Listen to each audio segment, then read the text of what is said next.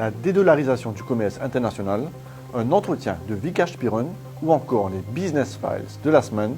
Bienvenue dans ActuEco, votre rendez-vous économique hebdomadaire.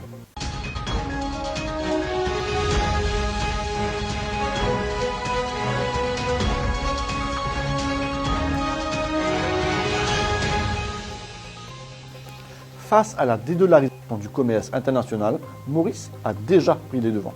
Nombreux sont les pays qui, depuis le début de la guerre en Ukraine, ont souhaité réduire leur dépendance au dollar. Le Brésil, la Russie, l'Inde, la Chine et l'Afrique du Sud, qui forment le BRIC, ont ainsi travaillé à l'introduction d'une monnaie commune.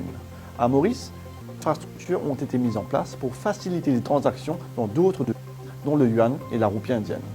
La dédollarisation, prédisent les experts, devrait encore s'accentuer dans les années à venir.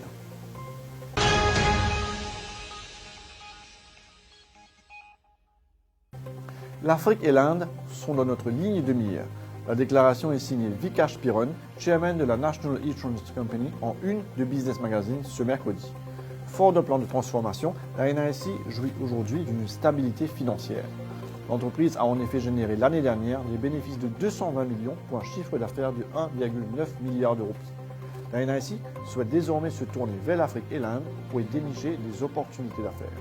Un entretien à retrouver dès aujourd'hui dans votre magazine économique. On termine cette émission avec la rubrique Business Files. Celle-ci s'intéresse ce mercredi au marché des solutions informatiques et à celui de la médecine esthétique.